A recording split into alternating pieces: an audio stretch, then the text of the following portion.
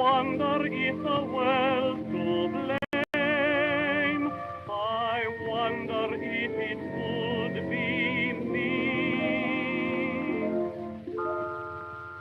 I'm always chasing rainbows, watching clouds drifting by. My schemes are just like all my dreams, ending in the sky. Some fellows look and find the sunshine. I always look and find the rain. Some fellows make a winning sometime. I never even make a gain. Believe me, I'm always chasing rainbows, waiting to find a little bluebird in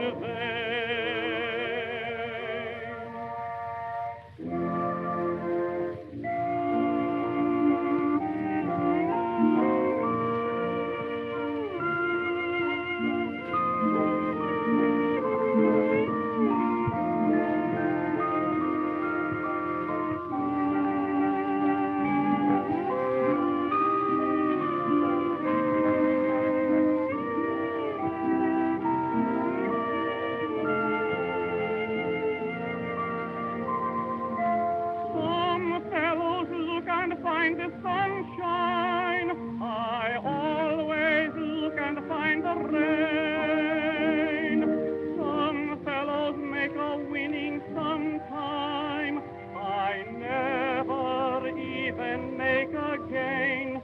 Believe me, I'm always chasing rainbows, waiting to find a little bluebird in the vein.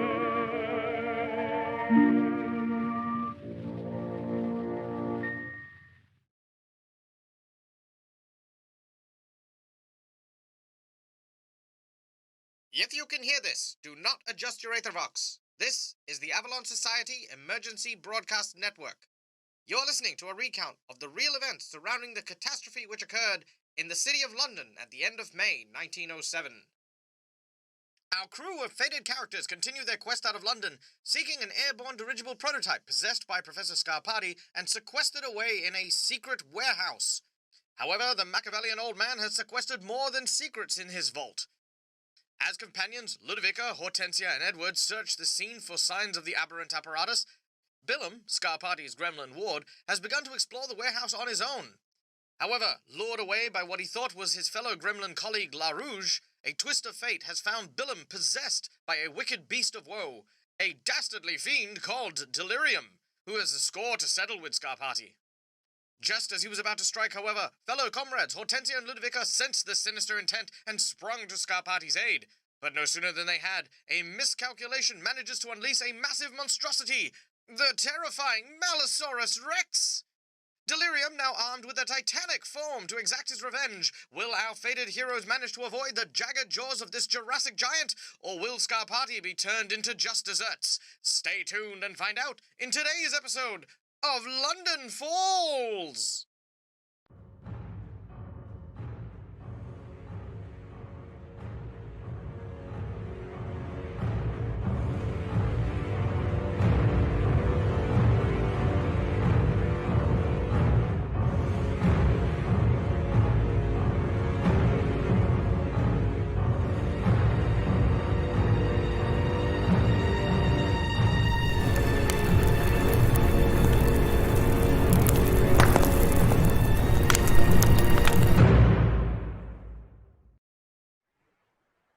G'day guys and welcome. My name is Michael and I am the Dead Aussie Gamer, and welcome to Through the Breach Avalon Society London Falls, our adventure which follows the tale of these intrepid heroes as they journey through the streets of London trying to avoid sheer and unbridled chaos and catastrophe.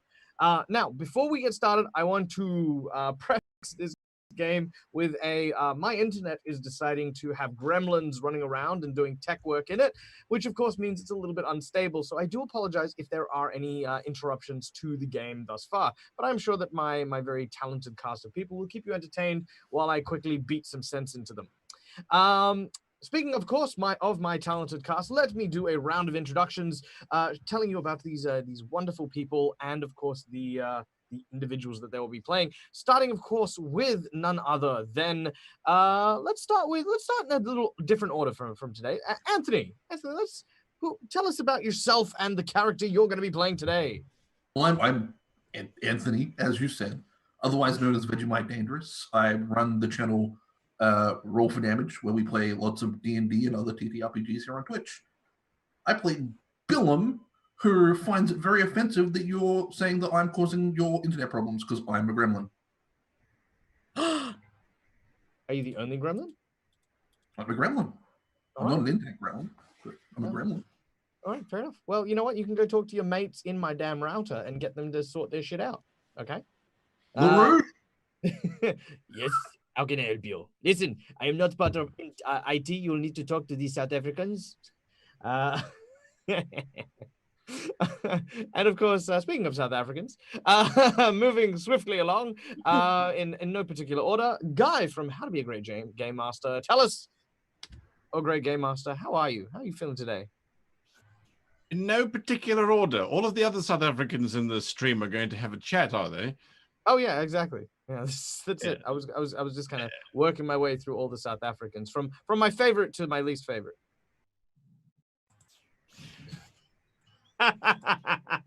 I play Edward, who is a lawyer or a barrister, as they would say, and he's going through a crisis of faith. He's just discovered he has friends and feelings, and he can't make money out of it, and he's accepted that, which is weird for him.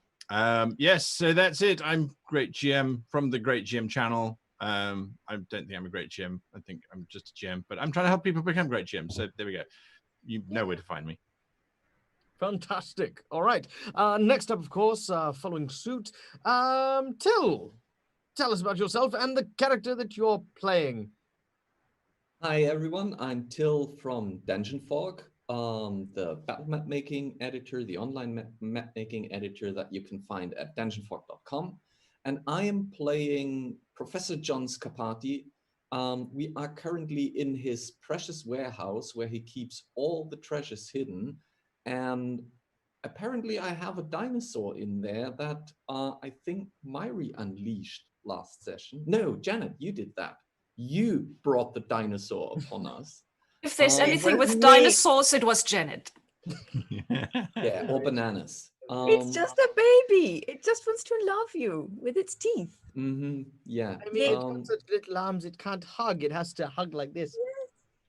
And I have a feeling that if we're not playing really clever tonight, we might all end up as Billum inside the dinosaur. Oh yeah, that's right. Billum's doing that, isn't he? Okay. Next up on our big list here is none other than the ever wonderful Myri. Hello, Myri. Hi. I'm just thinking about, is it next on the list or am I last on the list? No, Janet hasn't been up yet, right? Hi, I'm Myri. I'm from German YouTube and Twitch channel Orkenspalter TV, and I'm undead in the game. In reality, jury's still out on that one. Concern. Someone get some garlic. Okay. So, and of course, last but certainly not least, of course, is the ever what do you call the hairstyle? I was gonna say the front is called a pompadour, but I feel like it doubles as like a crash helmet. Like there's a lot of volume here. Okay. In possession of the fluffy crash helmet, none other than the ever wonderful Janet.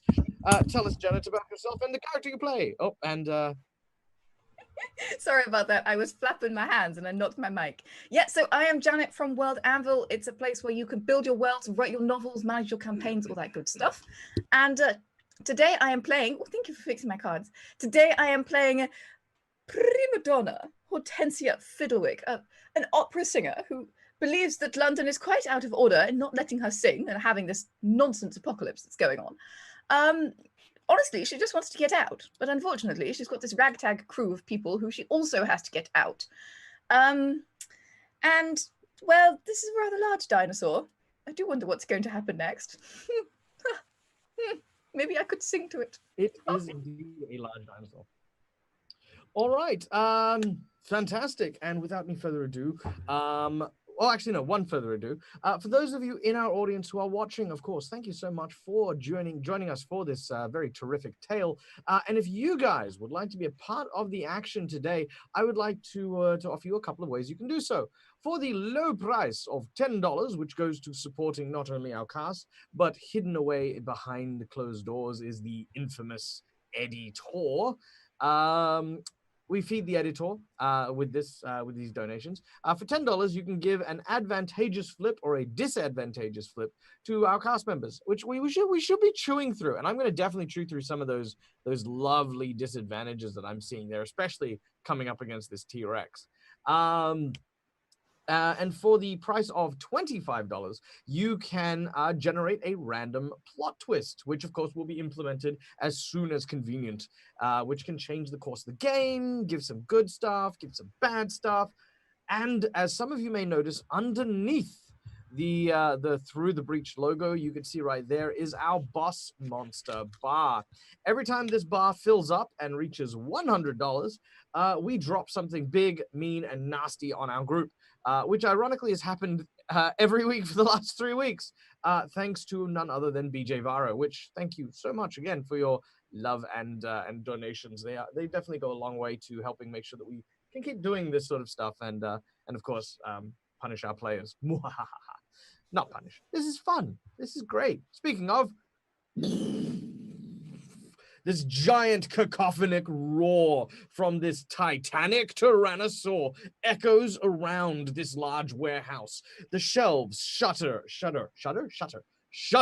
as the aisles themselves, once seeming so wide and so vast in this rather large expanse, seem to close as this colossal form begins to step forward. How did you beat this last time, Professor? Well, I fed it and I tricked it to trap it. It was a little bit smaller back then. Not very helpful. But step one first. Whom do we feed to it? And who has the trap? I kind of feel we are the trap, and we've sprung it. I agree. I'm sorry. I'm out of ideas here. If we work together, we might lure it back, and maybe our beloved prima donna could conjure the box it was in back around that monster. I would like to point out that I'm currently climbing boxes. Michael, you are muted. That prima donna? I'm afraid, yes, I meant her. Muted, Michael. You guys are all spread out a little bit, rushing around in different locations. The prima donna is, of course, climbing atop the this very large, sort of climbing frame. Billum, you are right next to the creature, by its back foot, if I'm not mistaken. I believe Edward and Ludovica, you actually Ludovica, you're pretty close, aren't you? You didn't really go too far away, did you? Ludovica is reaching a point where she can't be bothered anymore. There we go. Like, You're not too far away, and Scarpati, you've noticed that you've drawn. how's Goliath? Goliath is there with you. Of course, sort of currently on guard mode. The large creature is just sort of trying to impose itself around you, almost not embracing you, but its heavy arms are kind of almost acting as cover from this creature. I'd like to have a size comparison. Could the Malisaurus Rex kind of snack Goliath whole? So I'm thinking about doing the Billum just scaled up times 10. Okay, so the difference between Billum and, say, a regular person would basically be the difference between Goliath, your undead monstrosity, and the Malisaurus Rex. The Malisaurus Rex is sizably bigger. But of course, it wouldn't be able to swallow in one bite or a chomp. But it would be able to, it would be able to land a pretty sizable snap. The T-Rex looks around, its tendrils lashing as you hear inside the back of its throat this voice.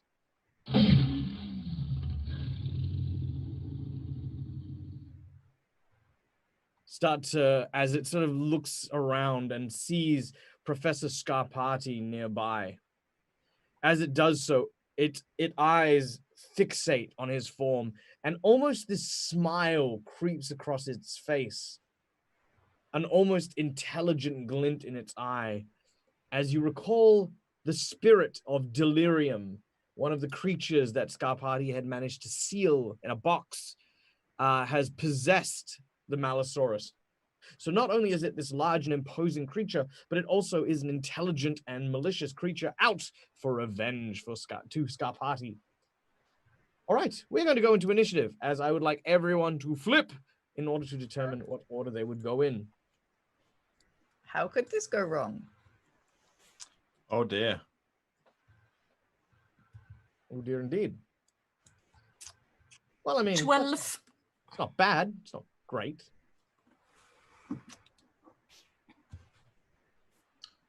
So 12 as well. Okay. Got the red Joker. Well, okay. So, Red Joker. So, what are your initiatives, ladies and gentlemen, if you'd be so kind? Starting with Ludovica. I'm surprised. There's someone with what's your initiative? Okay, 12. 12? Okay, 12. As I said before. Okay, Billum? 13. 13. Okay. You understood that? Yeah, it's Australian. I love the Billum voice, but sometimes I really have to. My brain has to catch up, and a few seconds later, I maybe understand what he's been saying. I apologize if I sound somewhat like the monsters from Mars Attacks.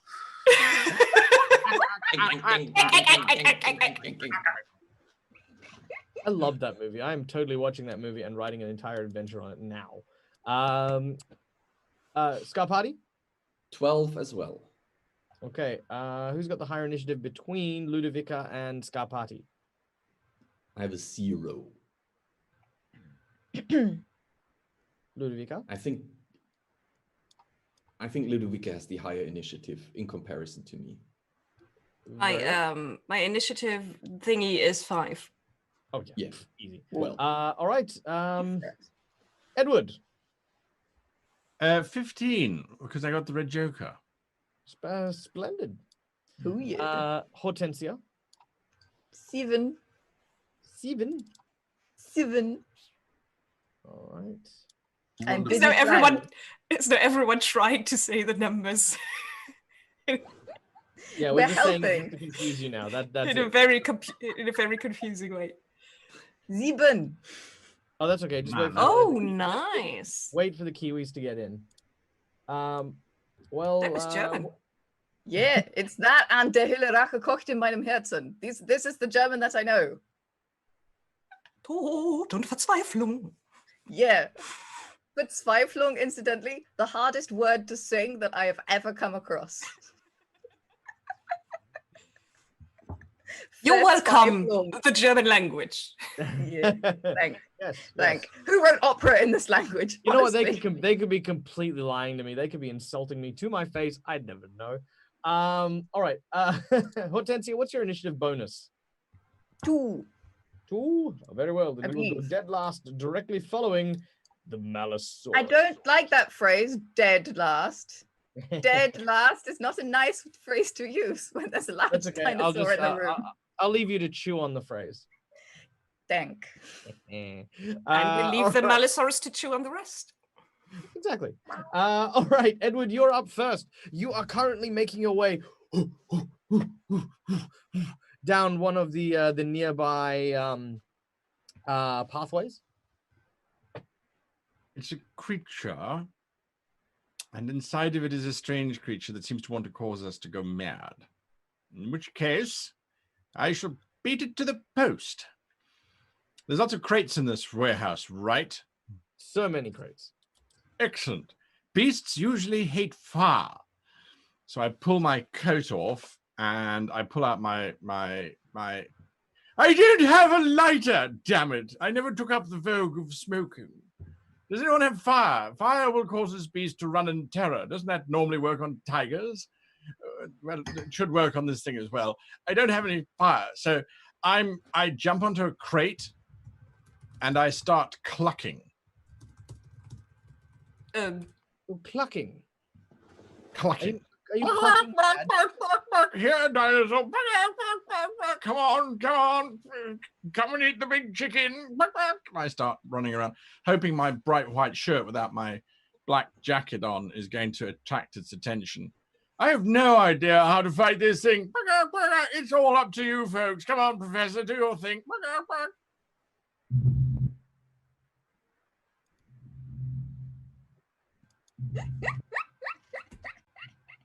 That was a very long silence. Someone talk, because otherwise Edward has gone completely mad. All right. I mean, yes. Ludovica slowly turns her head to look at Edward, and then without saying a word, just turns back to the front again. But she's not commenting on what's happening there. This is the male menopause. I feel. By the way, I feel like maybe this is a little bit of bleed in from the previous game that Guy was in, sort of eking in. Edward is standing on top of a box, clucking like a chicken right now. I just want to paint this picture as a And giant. I have homesteading, so Edward knows all about chickens. Oh yeah, you Somehow. make the most convincing chicken. Like your posture is absolutely perfect, pristine, in fact, perfectly poultry. So, all right, that's what Edward's doing. We will come to that when we get to the Malisaurus and the reaction therein. Billum, you're up next. Yeah, you said I'm right next to its leg. Oh yeah, right next to its leg. I would like to try and grapple my way up this leg. Mm-hmm. I'm going Right. to attempt to climb up and get on top of the Malisaurus. All right, make an athletics check as you attempt to climb the carnivorous Cretaceous creature. That is an 8. You are one short. You need a 9 in order to be able to scale this scaly creature. And I would like to twist the fates in my favor with this here 12. Make it a 13. All right, with a 13, that is perfectly fine. As you manage to twist your fate and climb the creature, you find yourself on its back, which, as you can see from the picture there, is covered in a series of spiny appendages that sort of at first seem almost like they're bony or chitinous, but actually have a certain suppleness to them as well. So they actually do bend almost like bristles and reeds in the air as you kind of use them to stabilize yourself. You are on the creature's back. That'll take you one action. If I can continue to move my way forward till I can get to the base of its neck and head, just sort of hiding between these bristles. All right. You can choose to make an athletics check to get there quickly or a stealth check to get there quietly. I want to remain hidden, so I'm going to go for the stealth. That is Apparently not. All right. Lead boots. Objection. Objection, Your Honor.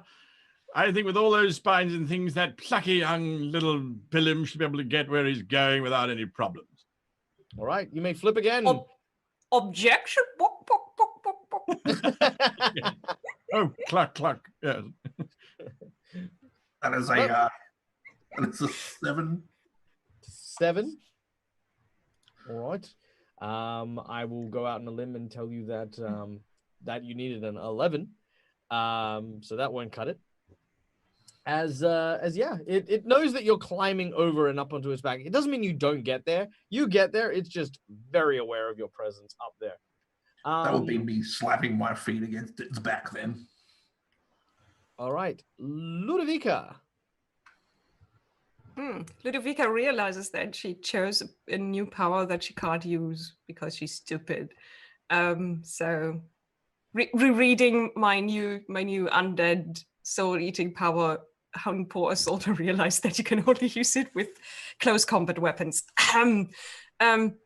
which she doesn't have. So she's probably just going to step back behind Goliath, get out her pistol, check that it's loaded, and then try and shoot from behind her huge, fleshy, monstrous thingy at the Malisaurus Rex. Very well. You draw out your pistol and begin to open fire. Shalok. A 10. Oh no, it's only a 9. That's sad. No. Let's change that for. Just to let you know, you do need an 11 or higher to hit. 11 or higher. Then we go with the 9. Twisting Fate, just a tiny bit around. Okay. All right, very well. So what's your total? My total then is 11. No, wait, 13. Sorry. 13. All right. So because this creature is impossible to wound, you will flip 3 cards and take the lowest in order to determine how much damage you deal. Impossible to wound. Oh, that sounds great. 8. 4. 7. So the 4 it is. Okay, so that is low damage. What's your low damage? 2. 2 points of damage. All right. So that is 2 points of damage. As you shoot a single shot, it hits its side and grazes the scales. Black ichor pours from its side as it sort of stops for a moment and sort of looks down and looks in your direction. What? I hardly hurt you. Correct. Scarp. Also, there's a chicken. Also, there's a chicken. The Melisaurus is looking at me right now, right? Like he's. Yes, it's trying to. It's trying to very heavily, but there is a clucking chicken. There is a thing crawling on its neck. There's someone shooting at it. It's trying. It's very much trying to focus on your attention. Okay. We are in the C row of the warehouse, right? Where we were at, I think it was C643F where the dinosaur was in. Correct. So I assume that if the 6 is on the bottom, then 3 rows up would be the 9, right? Absolutely. So because I would like to go for crate C924L, which means I need to get up there. I would like to use my grappling hook to shoot at the shelving. Thank you, and pull myself up to this specific crate I'm looking for. All right. As it is a structure that is quite firm and solid, you don't need to make a check for that. Without any problems, you pull out your grappling gun and it locks in and you pull yourself up onto the landing. What was the crate number again? It was C924L. Okay. Yep, not a problem. Okay. You are in front of the crate. Now, keeping in mind that you are currently at about eye level to the to the Malosaurus Rex. You're a little bit further away from it now, but it is definitely like much more dangerous in that. Yeah, I assume opening the crate and climbing up a little bit more is out of my action. Correct. You'll be able to open the crate or try and maybe hide behind it, but that'll be it. Yeah, I think I will try to hide behind it for this round, opening it next round. All right, you duck behind it, gaining cover. Now, as the creature turns, man, who to attack? You guys are all so distracting. All right. I think of all of this. He's very angry at Scarpati, but you've taken cover. As long as you're not running, he doesn't do anything because he technically can't see you because he's a T-Rex, and that's what I'm ruling. Billum, you're on the back of its neck. He also can't see you. Ludovica, you are behind the giant creature, which again, he could kind of wrestle, but at the same time, there is, of course, Edward, looking like a chicken. It makes its decision. You watch as it sort of starts to move towards you. I don't know if you guys can hear this, but we can hear it.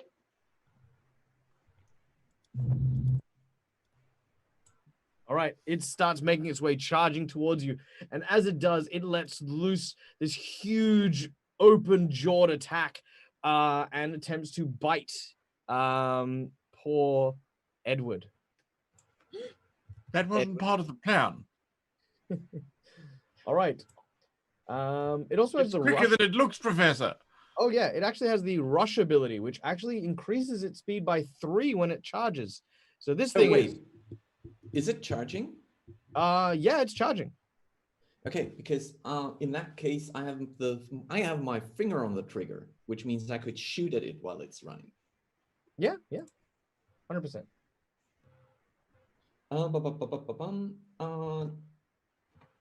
It says may make an 1 AP ranged combat attack against the enemy. So I will do that now. I think I have to do an attack, right?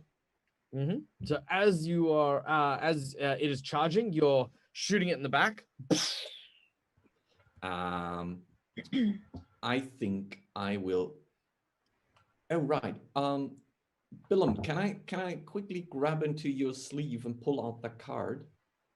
I have to discard one of mine, right? I always have a card up my sleeve for you. So I'm using Billum's card, and I think I have to discard one of mine, right? Correct. You have to discard one of yours. Okay. Which then brings me at a 15. A 15? All right, very well. With a 15, with that card being spent, you will hit with a negative flip. Impossible to wound. Flip 3 and take the lowest as you shoot it in the back. Well, at least we're going through the deck quickly. Oh, that's very quick. Oops. Okay, I assume that is good. Oh, no. So it's a 2, which would be minimum damage, right? That is correct. That is low damage. So your low damage is? Yeah, but since it's a finger on the trigger thing, it only suffers 1 damage. Oh, that's fine. 1 damage. But your charge action fails. Oh, it fails? Yes. Oh. As you shoot it like in the cheek, which grazes it. And it, it doesn't like that at all. It sort of stops and shakes its head, and as it does so, it looks back at Scarpati. Cluck. I've been tried. It can't get to you anymore. It is going to try and do the same thing to Scarpati. You hear the voice inside the back of the throat of this creature. Scarpati! Oh no, I remember that voice. It will now turn and try to bite you as it Now it looks like it's probably going to rip down the like maybe 2 or 3 of these different shelves. I need you to make me a defensive duel. Now to avoid the attack entirely, you will need to make a this is a you need a 13 to avoid the attack. We will see. Well, yep. Oh, and you get a negative flip. Oh. I'm not using the negative flip, but the this creature, when it attacks, it actually does have positive flips to its attack, which translates to a negative. Okay, still not so bad, but I'm afraid I'm not making it. You said it was a defensive duel, which brings me at a 9.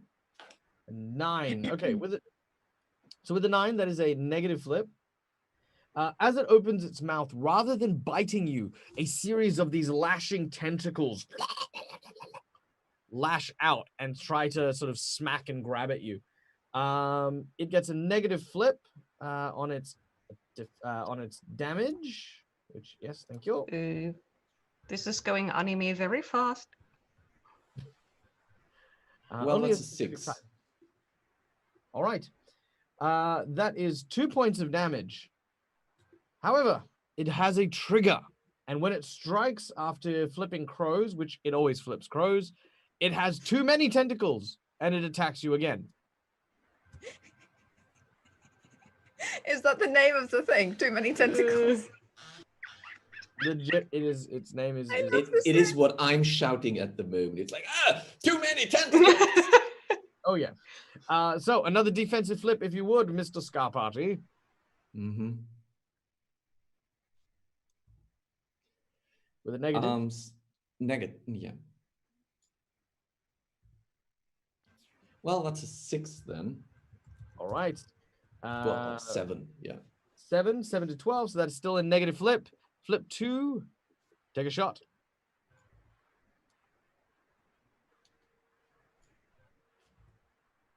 So that's low damage. Black Joker, your cover is in the way and stops it from being able to mlem you. Oh, right. It was a negative flip for him. Nice. And Black Joker's trump everything pretty much. Yeah. All right. That is all the Malosaurus is able to do as it frantically tries, almost like a dog, sort of ruffling through like a shelf of food, trying to get at Scarparty, who's ducking and hiding behind the crate. For those of you who kind of can imagine this, its mouth actually can't see directly in front of it too well. So every time it needs to get a view of him, it needs to come side on and then adjust to kind of have the tentacles try and reach out to him. So he's being able to avoid much of these lashing tentacles. Hortensia, it is your turn. Yes. Imagine the scene before me. I'm now on top of the crates. There's a giant dinosaur with tentacles in its face. Scarparty is being ravaged and is ducking. Montague is chickening for some reason. One could only assume that Billum is trying to get inside the dinosaur, although he appears to be going through the front entrance, which is usually death rather than explosion. And yes, Ludovica doesn't seem to be having much luck either. So as this scene plays out in front of Hortensia, she could think of only one thing. She has the sun necklace. She has the necklace from the Museum of London. Mm-hmm. And having looked at it, she knows that there is a teleportation spell inside. So she, having never done this before, is going to try to teleport the Malosaurus Rex away. All right. Define away. Keeping in mind, for this particular device, the further away, the higher the check you'll need. Oh. Okay, well, what if we just teleported it to the bottom of Primrose Hill, where it's still flooded and it's full of evil creatures that want to eat it? All right, yeah, that's not bad at all. That's not bad at all. All right. Not too far, full of threat, right? Yeah, I like it. Yeah, go ahead, no, try that. that's, Man, try that. In fact, you don't really need to even take it to the bottom of Primrose Rose Hill. You can just take it to where the water level is, because the current will take it the rest of the way. It's quite large. I don't really want to chance it, particularly as there's something intelligent inside. Oh, fair enough, fair enough. All right. You take hold of the pendant, and as you do, it begins to glow with this eldritch red black kind of energy, like smoke pouring out of it. Billum, get off the dinosaur, darling! Get off the dinosaur! Dismount! Okay. Ken from up here.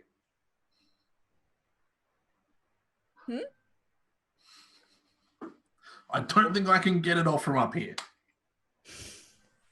Oh dear. Blue anvil so early in the stream. I'm sorry. What's happened? No, I love it. Okay, so I grab the pendant. Eldritch light pours. Don't you forget about me. No? Anyone? No? Breakfast Club? Come on.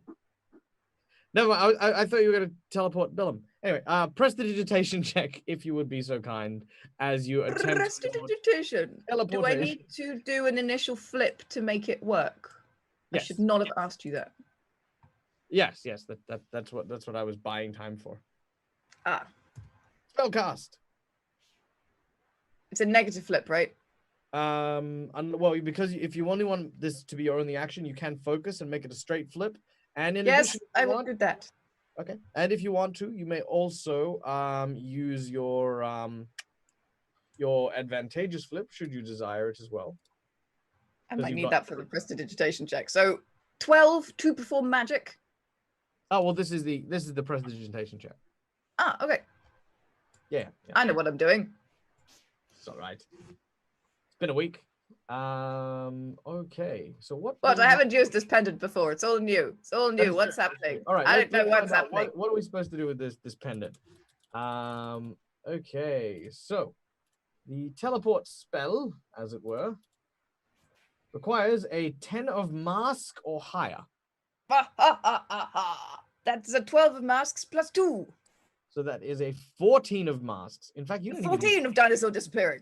Ah, use, and it needs to beat that with a willpower, which it has a 13 on its willpower in some bullcrap miraculous nonsense. Can't we kind of like use our advantage kobold thingies to give Michael a disadvantage? We don't need you. Is it? I've already lost. Okay, calm down. Oh, Okay, cool your jets. Okay. I am extremely down. I will not. prestidigitacious. All right. So you place your hands together, and as you do so, this swirling energy appears underneath it as these tendrils rise up. You hear this sort of evil demonic voice from within going, What magic is this? No, no, I will not be denied again. I will not be. it disappears. You watch in the starlight outside the sky. You can see this huge creature suddenly splash. I think it's empty now, so I hope we don't need another one of those. Darlings, are you okay? Billum, Billum. You look Billum? around. You do not see Billum. Oh. Clack.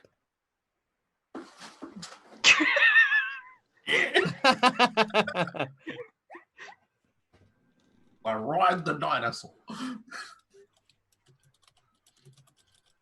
No, yeah, but This I've is said- fine. This is fine. Well, bravo, it's gone. Isn't that lovely? Well done, prima donna. Always knew you had it in you. What just That happened? was- Well, I got rid of the dinosaur, so well done me. Billum's Where also did you gone. get rid? You got rid of it to where? Well, I think it should be down at the bottom of Primrose Hill, which gives us some time to find the dirigible, Professor.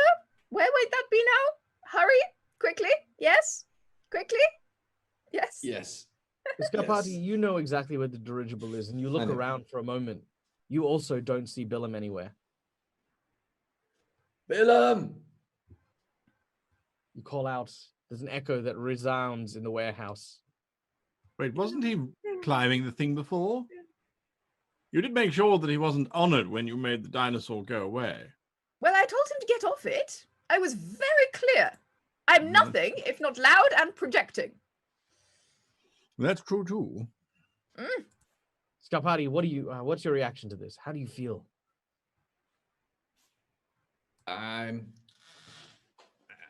So my worst fear is that he was on the dinosaur, which is probably with a little bit of hope fear that he is trying to play a trick like Billum style, hiding somewhere, going through boxes instead of paying attention to us. So you know when you have this,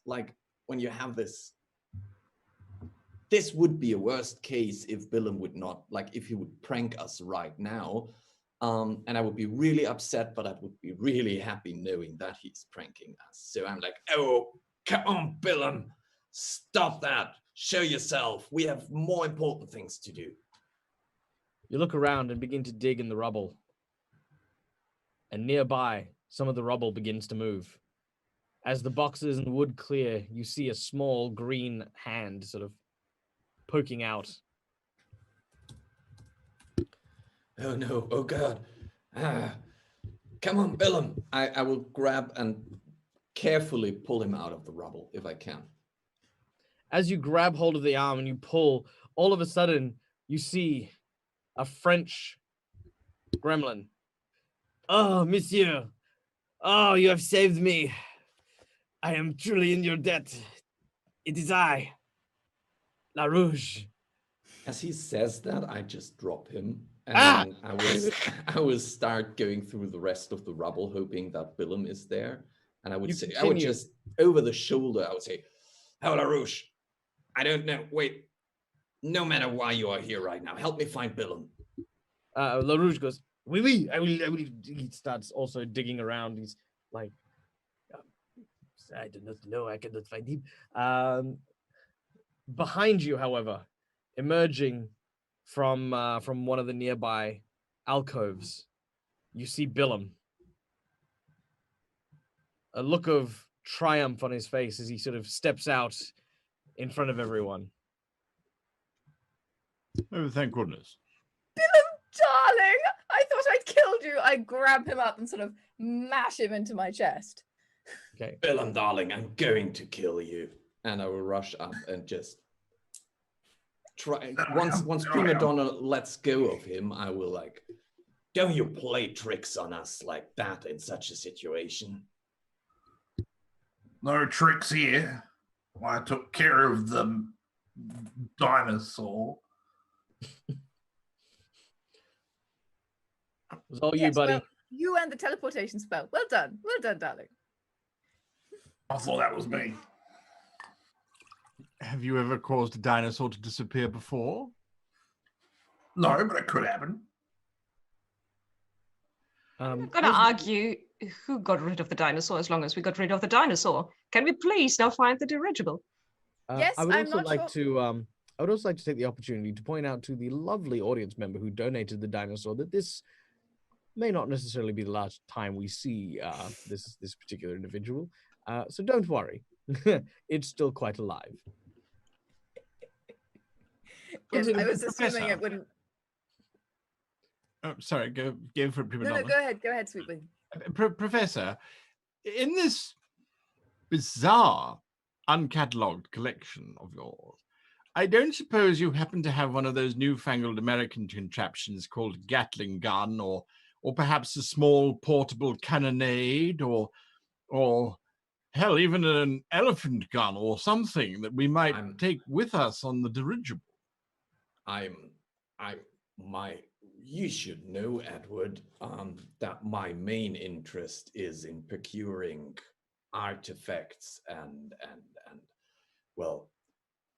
cultural objects of history. I'm not a weapon collector. But what about a historical cannon or something? I might go through the catalog. The best I could offer would probably some prehistorical catapult or something like that. Well, wait a moment. If you have a prehistoric catapult, then perhaps you might have collected some of the shot. At the very least, we could drop things onto whatever it is that's down below. Well, we have a lot of old statues or relics lying around here that we could drop. Well, I don't think we want to destroy them. I mean, we don't have to go that far, but if there's some rubble, we could drop that, couldn't we? I'm sure we could, but I think first we need to set up the dirigible, right? The dirigible itself as a prototype is actually supposedly all ready to launch. That is the condition in which you were given to it. You haven't really inspected it or done anything with it since that point of time. It should be fully functional, as far as you're aware. Yes, Hortensia. Do we still have the manifest of the warehouse? You do indeed. Can I take a look through it? I want to find something offensively magical. I have no reason to fault this logic, yet as a GM, I feel like I've made a terrible mistake. Very well. We are going to give you a bureaucracy check as you attempt to circumnavigate the various manifest pieces and attempt to try and locate something of obscene magical nature. Edward, darling, come assist me here. I'm looking for something that I can blow the living bejesus out of things with. Absolutely. Oh, look, you're using that filing system, Professor. How very, very continental of you. Well, that's all how right. you taught me. Well, when you asked me that particular question about the curiosities. Sorry. Just super quick beforehand. Because you finished combat, you may also discard a number of cards from your hand and redraw back up to 3, as you have technically defeated and ended combat with the giant T-Rex. Oh, that good. Because I had a big old 1 in my hand. Just in case that would affect whether or not you cheat. Yes, it definitely does. Definitely big old affecting there. What am I aiming for on this check? You were aiming for an 11. An 11. Okay. Yep. Perhaps if you let me ledger, Mom, I might be able to. Oh, darling, would you? You know how reading tires my eyes. Yeah. May I attempt to make the bureaucracy check, Michael? Of course you may. I have advantage on this flip, unless there's a reason for me not to. Yep. And that is that I will... Professor, your handwriting is something of a... Horror. I nearly said a bad word there. I'm going to cheat and get a 12 because that's what you call an A. And an E looks pretty much the same thing as does an O. Right. Even your eyes look like A's.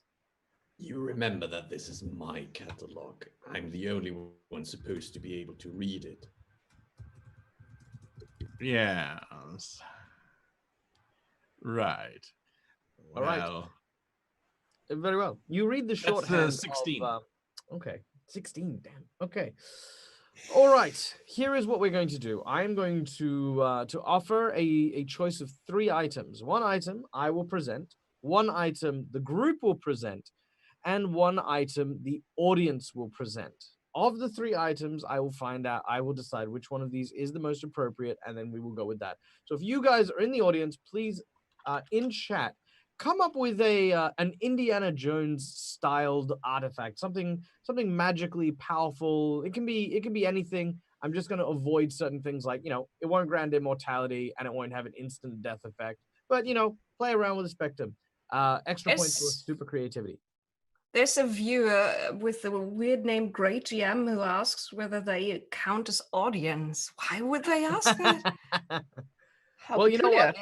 If they hadn't asked that question, the only person I would be reading that from is Eddie. But yeah, all right. So you guys, pick an object, any object. First thing that comes to your guys' head. Archimedes' mirror. Very well. You have a mirror. It has a picture of an owl No, on it. that was a dumb idea. I was being facetious. That's okay. You have a mirror with an owl on it. Give me a skill check. Which Who? particular skill? Anyone. First one that gets yelled out. Okay, I'm flipping. No. Sorry, I mean like name one, not make one. Oh, Pickpocket. I beg your pardon. Yeah, like name a skill. Pickpocket. Pickpocket. Okay, very well. You have a magical mirror that apparently has an owl in it. And what you are able to do with this magical mirror is you can stretch your hands into the mirror and into any receptacle within range of the mirror. So basically, if you wanted to, you could attune it to say Scarpati's pocket, and it would literally be a portal into the pocket and then out again. Likewise, if you have a locked door, you could place the mirror on the door, put your hand into it, and then it would go through the mirror and to the other side of the door and potentially unlock it. So it's what kind we've of- got there is a mirror that can get Billum inside anything. It's a portable hole, like think like the Acme cartoons, like the Looney Tune things. You sort of Is the mirror big enough to push Willem through? yes, it is big enough for you all to crawl through. should you This require. would have been your chance to say no. No, it's gonna be You have to live with the You made consequences. the check. It's got to be useful. Okay, Yeah. so here is my magic item. So that's the magic item that the players have put together. I don't mind that one. The second item is a pipe. Now this pipe has the ability to allow the person who draws upon this pipe to breathe gouts of smoke capable of obscuring all vision but their own. So basically, you can take a long drag of it, and you will breathe out a cloud that will encompass let's say a 10-yard range, pretty much exactly like that, in which you can not only conceal yourself, but you can see through it clearly. That's my item. That's what I'm going to be posing. And what's the audience's? What's the The audience? chat is on fire. Oh, jeez. I particularly like the idea of Cleopatra's tiara. Oh, I like that. I like the Indiana Jones element of Cleopatra's tiara. Lyre of the Muses, Ooh. Far Reach Claw, Lamp of Aladdin, the golden icon of Al-Kash. You These know are what? great. You know what? I do like that one. And we've been Pandora's playing, box. and we've been playing a game where, you know what? I actually really like this ability. It's open already. Yeah, So- that's where the dinosaur I- came from. Actually, if I remember the story correctly, it's closed again, and the only thing that's left inside is hope. Yes. Yeah, we could use some of that actually. There is actually Yeah. there is actually a story in Malifaux about that regarding an individual called Pandora.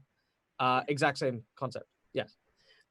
So Eddie, you get to pick one of these. So Eddie, let's hear your vote. So we've got the mirror of Archimedes. We have the smoking pipe of Tim, the wizard. Desmana says Necronomicon, not magical, just some literature. I like the idea of like bring it along with some light reading. It's the book. All right. Okay, so Eddie has gone with Cleopatra's tiara. So here's how Cleopatra's tiara works. Cleopatra's tiara is, of course, a reflection of something that was made for her in the lead into her death. It was the last tiara ever fashioned for the infamous queen, and actually grants immunity to poison, Ironic. and also allows for the tiara to transform into a golden asp and bite people. So those are the three choices. Now you guys as a group can vote for which one you would like to have found within Scarpati's various things. Would you like the pipe of Tim? Would you like Archimedes' mirror, or would you like Cleopatra's tiara? Well, I suppose the mirror is the most useful. I would have to agree. The mirror is useful. Just for clarification, how big can the smoke get? Would it be able to cover the dirigible in full? Yes. Oh, from the big? front, yes. From the front, yes. it, like, for example, it wouldn't create a storm cloud entirely around it. Yeah, But, but I mean, if we would like to pretend to be a little puffy cloud flying through the Yeah, air, you could. I mean, it'd be very thin, but yes, you could stretch it out to do that. Okay. Wait a moment. I'm sorry, I've just had a thought. Burning Man in the sky, isn't he? We have to destroy the portals by using a soul stone and channeling the power of the soul stone whilst it's in a construct, right? That will disrupt the portals. Do you think that the Burning Man himself might actually have a soul stone which is igniting all of this power? Because if he does, then couldn't we just fly the dirigible directly at him, and then at the last moment, Billum just appears inside and rips the soul stone out?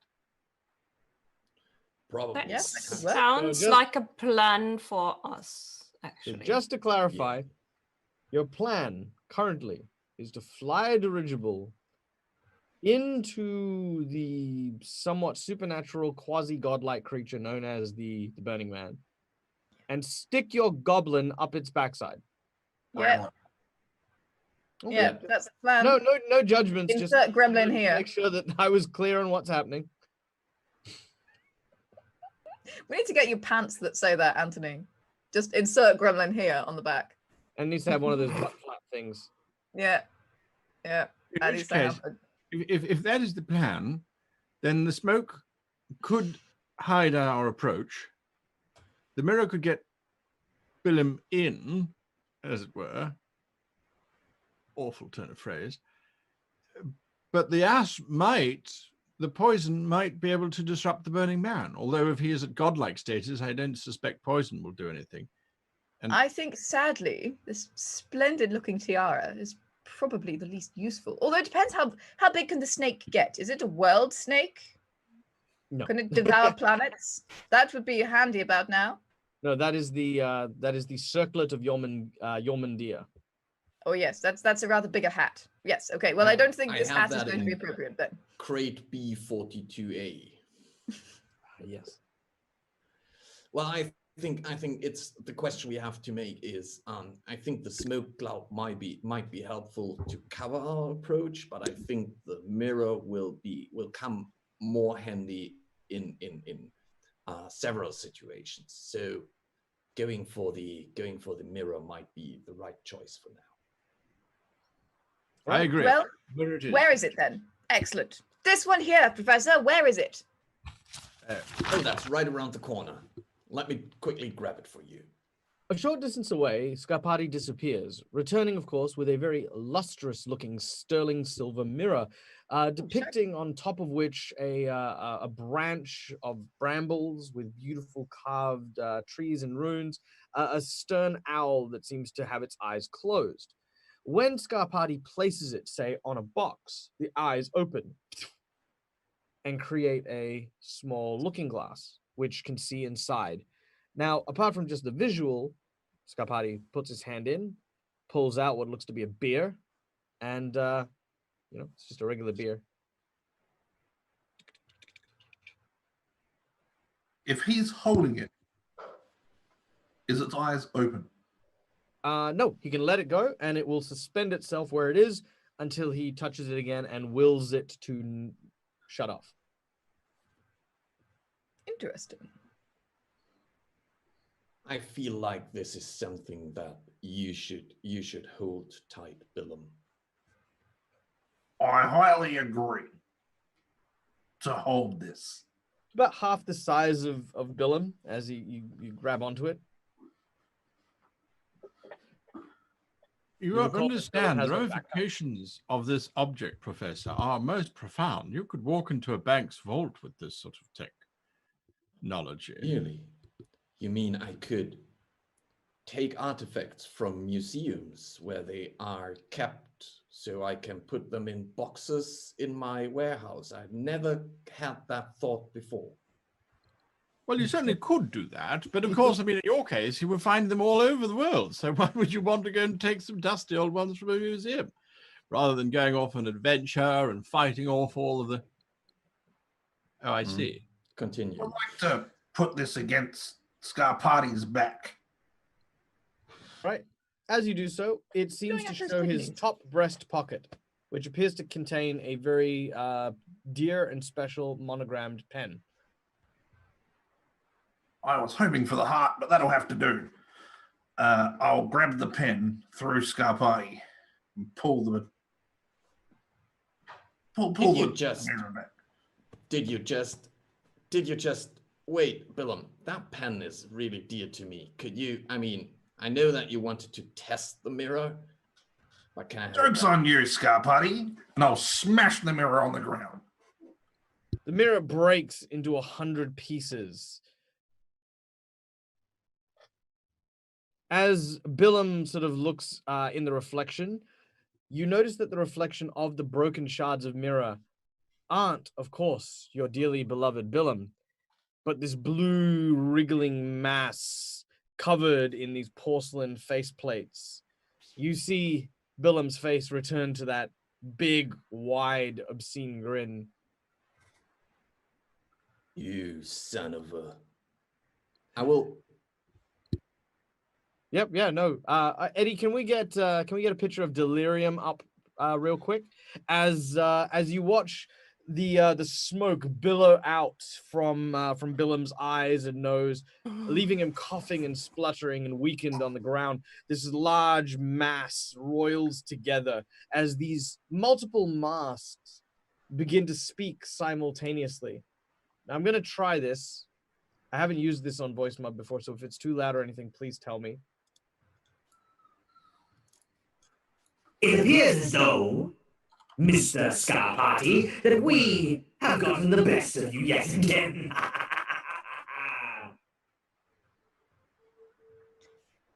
Delirium.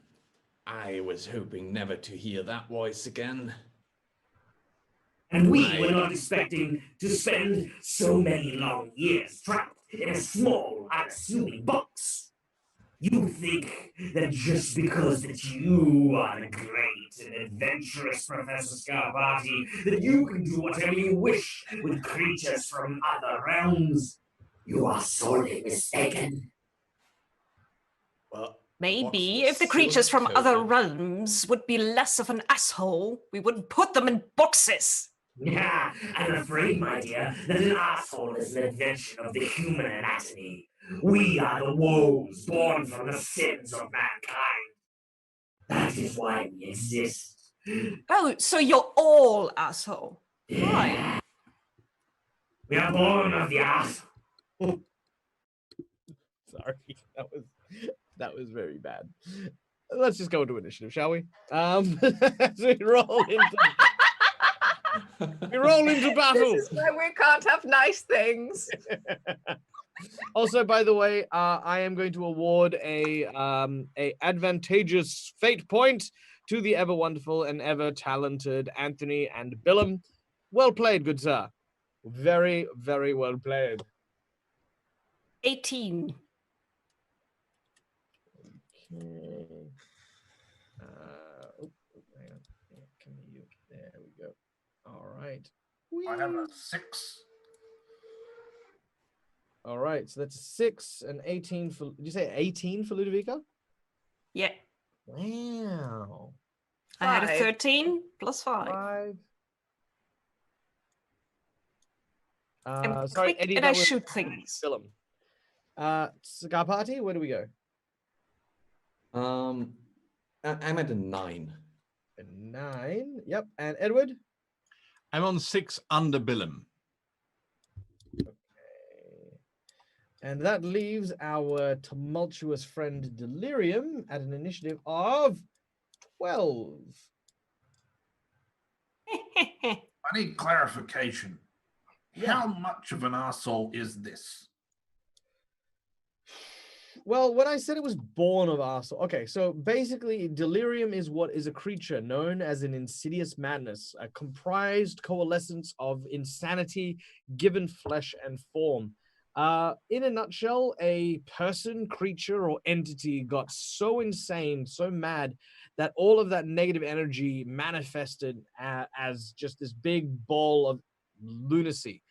It has spent all of its time literally wanting to do nothing more than to ruin Scarpati's life. So in terms of that, it's just this twisted lunatic who is extra strength asshole. Doesn't have orifices. It's got a lot of them, but all of them are mouths. That's what I do. Okay. All right. Well, we're going to be starting off with Ludovica. Ludovica tells Goliath, follow my lead and do the same as I do. And then she steps forward and bitch slaps the thing. All right. Goliath looks at you, following your command as you step forward and...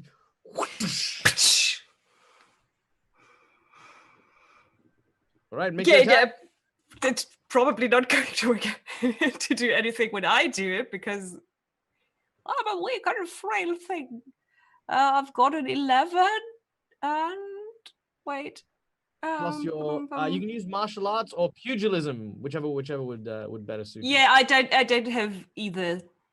I'm not a close quarter combat person, which is stupid because for reasons. So my might is -1, so the 11 is probably then going down to a 10. I see. Well, of course, that will not make it. However, the meaty fist of the simulacrum will absolutely follow in suit. Make your attack and get a +6 to this as you try to slap him in the face with Goliath. It's a 12. Is 12 that will enough, or hit. should I? Yeah, 12 will hit. You can try and cheat it to get higher if you want, because that'll make it equally. So we could go up to an 18. Right. Okay, so an 18 beats it by 6. So that is a straight flip as you smack it. And that's a 7. All right, that is a medium amount of damage, which is 5 points of damage. What was the suit? It was Tomes. Tomes does nothing. All right. So you watch as Goliath. You hear this very audible, like for those of you who have ever played squash in like an auditorium and you've heard the sound of a squash ball being hit by a racket, that sound is literally the sound Goliath's fist makes as it slaps open palmed this massive creature. It takes, instead of 5 points of damage, will actually take 3 points of damage. Yes. Ludovica's attack didn't do anything, but she feels better. It just. Oh yeah. It's almost like it feels like Goliath is an extension of your body currently. That's how you kind of feeling. As the creature sort of reels from the attack, instead of sort of turning its neck back, you watch as it sort of almost reforms its mass as it sort of moves. It takes disgusting. the time and looks at Ludovica, and you hear this the voice once again say, On the contrary, my dear, I say it's quite lovely. It opens its mouth, and as it does so, it draws an essence from Ludovica. Ludovica, I need you to make me a willpower duel. I'm the soul eater here. You. How dare you? How dare you, sir? Willpower. There Also, it is. if the trigger happens, Janet is going to have a wonderful time. I got an 8. I can only cheat it up to a 9. All right, you need to get a 12 on your willpower. I object. She is our official. She is sanctioned. You are not. I'm filing objection there. I got a 1. No. You've taken the whole deck. Oh no. Okay. That's not how it works. Okay. That's okay. Yeah. All right. Try again. Okay. I'm trying again. Nope. Ah! Hang on. I got you. I just want 1 card. I got 1 card. Finally. Oh, look at that. It's a 12. So right. that's a 14. All right. With a 14. Thank you for the objection. For a moment, your face pulls off and starts transforming into a porcelain mask. It takes a little bit of shape, but then comes back onto you. I worked hard for these souls. Don't you dare. You can keep your souls. It's your pretty face that I want to take. Oh, actually, if you just hit it right, you can take it off whole because this is all makeup, dear. Oh, you mean like this? It's then going to swing at you and try and pretty much do exactly as you say. As it's one of its tendrils sort of lashes out, it turns into a set of jaws that tries to clamp down on the side of your face. Make a willpower duel. Again. Oh yeah. That's 10. That's a 12. You succeed, and he's going to do it with his other arm. And another willpower duel, right? Yep. It gave me the whole stack again. This is awkward. That's a 10. All right, you need an 11. Oh, sorry, you need a 12 to pass. Yeah, I can't cheat that up. That being said, I believe Billum is putting something down and making a card up his sleeve. That big old 11. If you wanted to avoid it. No, it's fine. One out of 3 is allowed to hit me. Fair enough. All right. And we shouldn't spend all the resources just at Ludovico. All right. A negative flip is minimum damage on this creature, which is 3 points of damage. And you gain the following condition: repressed memories. Now, just real quick. Okay, so that was that. Okay, so repressed memories. Your initiative value is reduced by the value of your condition. So your initiative is dropped by 1 for the time being. Okay, down to 12. Yeah. Good. And that is, as I mentioned, 3 points of damage. All right. Delirium is done. Scarpati, it is your turn. Can you paint me the picture again? So Billum is engulfed by this creature, or is he the creature? Or so you are standing in the middle of the area, surrounded by the platform that the Malosaurus Rex was on. As you look around, the debris from the broken boxes, the Malosaur just moving around, its tail smashing some stuff, still lies around in pieces. You can see that surrounding you, of course, are your allies and comrades. Ludovica, having moved and approached the large mass that fell out of Billum and just sort of coalesced in front of him, just a couple of yards away, still reasonably close to where Billum was. Ludovica and the golem both moved up to the creature and have both attacked it, and the creature has just sort of turned and lashed out at Ludovica in response. Okay, so do I get that right, that the creature is still connected to Billum somehow? No. No. So Billum is free of that creature. Correct. Yeah. Okay. Sorry. Well, in that case, I can make it attached to him if you'd like. I mean, that's no. I was just it's a little marker on my sheet here. Are you sure? No. Yeah. Okay. I'm fine. If you insist. The look on Anthony's face.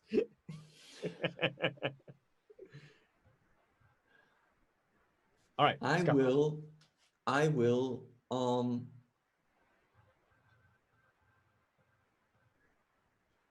will move a step closer to it. And I will just say, I should have dealt with you the moment I found you. And I will just unload everything I have. I will just fire at him. All right, a series of shots ring out. Make your attack as you begin to unload onto this creature. Your target number is 12 or higher. Yeah, first attack is a 17. That'll hit with a negative flip. Wait, Jack is 11, right? Yes. It's a 16. Okay. Yep, so that is still a negative flip. So flip 2, take the lowest as your first shot hits it. This deck is really sticky today. Yeah, I really wish I could lock it in somehow. That would have been beautiful. So negative flip is a 3. Yeah. All right. Low damage, which is 2. 2. All right. It ends up dealing 1 damage because of the creature's incorporeal nature. Second shot. Second shot? Yeah, second shot would be. What did you say? Do I need? I think you said something. 12 or higher. Well, in that case, I'm going to cheat that. And no, I'm sorry, wrong card. I'm going to use my 9 to cheat fate, which brings me to 14. All right, 14. That's a negative flip. As your second shot, it seemed like it was about to go off to the side, but you kind of recorrected and positioned because it doesn't have a structure like a normal humanoid target. So you naturally just avoided one of its evasion attempts as you shoot at one of its limbs. It was a 3. I assume that is again a 2 damage. Yeah, which is 2 shot. Billum, you are on your hands and knees. You're kind of sick. You the broken glass of the mirror that you were going to use to fix this, to solve this in your hand. Like just a little shot of it. I know nothing of magic. But I know one thing that hurts. Getting glass in any orifice. And I will ram the glass directly upwards into one of the open maws of this creature. What does that even do? Probably nothing. All right, make your attack. We're going to go with the melee weapon as you are going to stab it. Would that be martial arts or? Melee. Melee, sorry. It's okay. Oh, that's going to be a 6. You need a 12. I have no way around this whatsoever. All right, you go to try and stab it and you miss its body. You were right next to it, however, so you can make a secondary attack if you'd like. Well, if that's the case, I would like to try and I guess I'll try and stab it again with the glass. Yeah. That's a 4. You were a good ride, but you need to sit down, little gremlin. No one makes a puppet out of Billum except Billum. I need to work on that one, old chap. All right, Edward, it is your turn. I'm going to shoot this thing, and I want to use my little green advantage token. Very well. You can use your little green advantage token. You can flip with advantage on both your attack and damage as you make your attack. First attack, that would be 13. Yes, 13. All right, that would be a negative flip. Apologies, 14. It would be a negative flip. However, because you burnt a fate point on it, you have a straight flip. So just flip one, and that's what it is. So that is 9. medium damage. Now you can cheat that because you aren't at a negative flip. So if you wish to, you may do so. No, unfortunately, 9 it is. So medium damage, it's 3 points of damage. Mwahaha. All right, so that does 2 points of damage to it. As you aim and you really kind of focus in on it, you take the single shot, which goes into its body. It seems to be perforated with more holes. He looks at you and he says, Damn you, Scout Party! If I wasn't trapped in that stupid accursed box for so long, I would have been at my full power! Yeah, sure. I will just steal your faces, and then I will regain my true strength and once again strike out at you and the ones you love! Or you could go back in the box and we will not defeat you.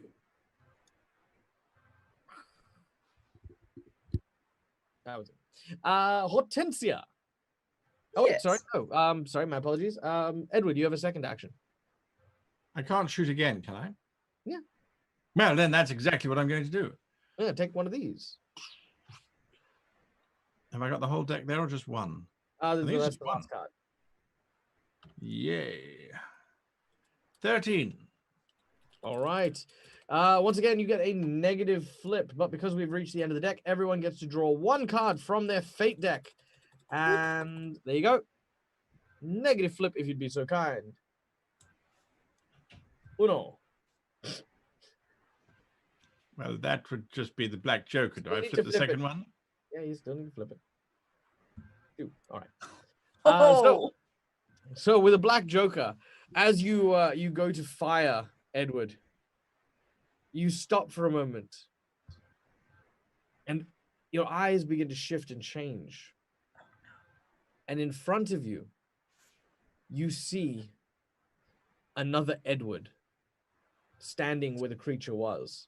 Can you make me a willpower duel, please?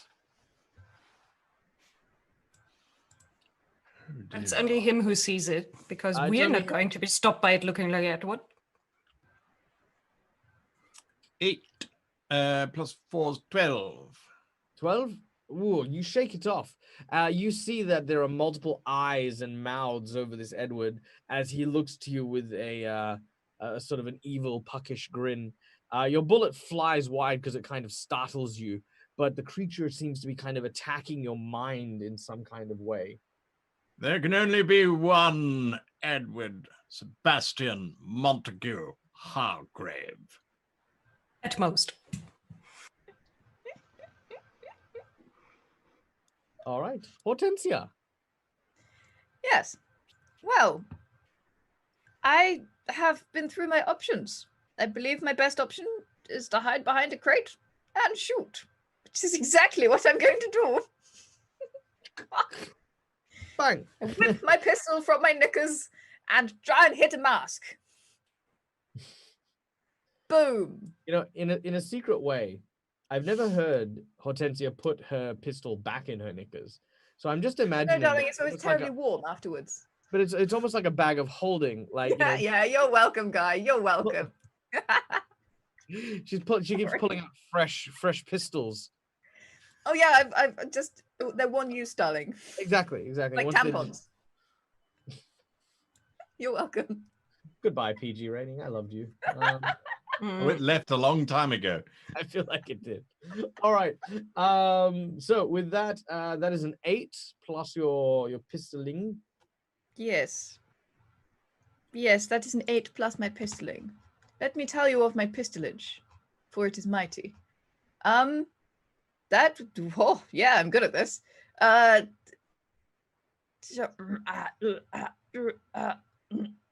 16. No, 15. What? Wow. Yeah, I put most of my skills in pistol. I put Yeah, pretty much everything in pistol because all I do is shoot things, talk to stuff, and then make things fair enough. disappear. All right. So that is a negative flip. So flip 2, take the lowest. I shall do that thing. Low damage. It's not excellent. So low damage is 2. 2 as you manage to shoot, and again, it is perforated. This thing is looking more like Swiss cheese than anything else. As it gets to the end of the round, Can I not shoot again? no, because you had to move to cover. Oh yeah, fair enough. As we get to the end of the round, I would like everyone in melee range of about roughly 2 to 3 yards. Anyone within that can please make me a willpower duel. So that would be Ludovica. I believe Billum.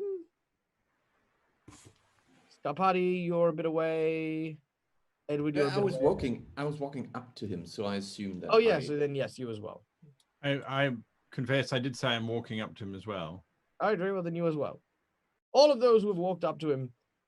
So basically only Hortensia who ran away and didn't run away, but you know. Boldly, bravely. All right, willpower duels. What did everyone get?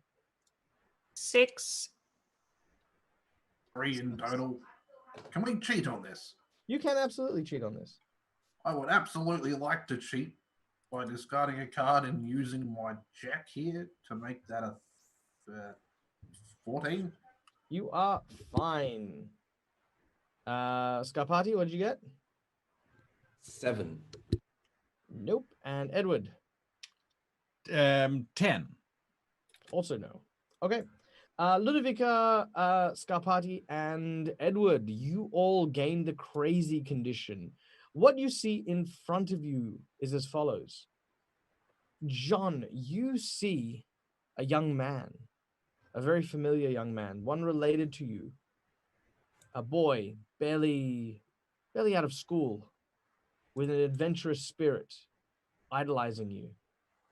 You can see he's got your hat on, and you feel like this kind of brimming pride inside of you as they seem to be trying to say something, but you can't quite hear it. Edward, you continue to see yourself as the mouths begin to take form and shape.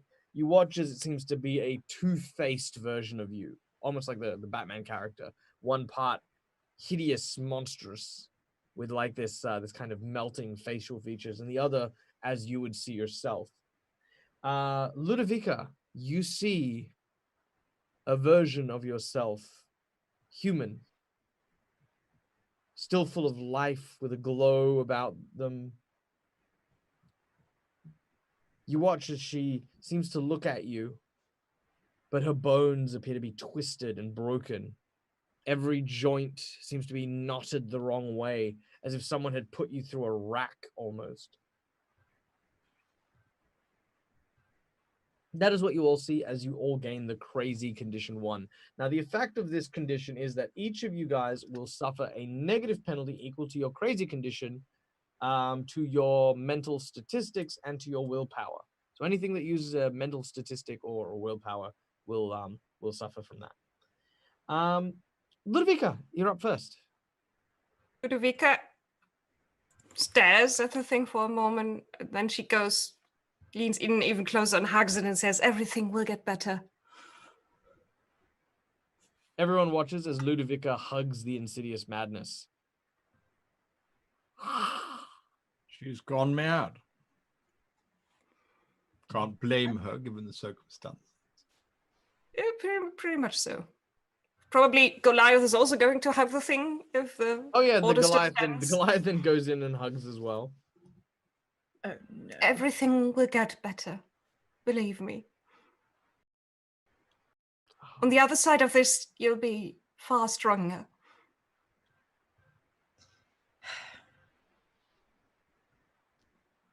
There's this Pressure's got to her.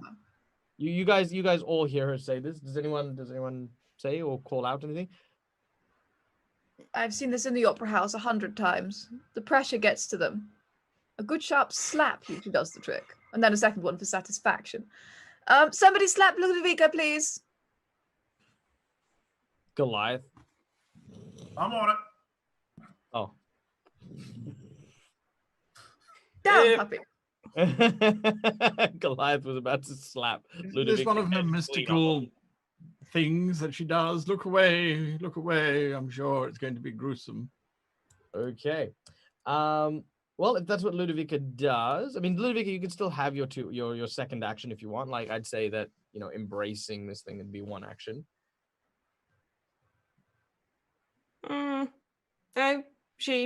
She's for the moment, she's absolutely convinced that is her pre-death but dying self, and she just tries to console her past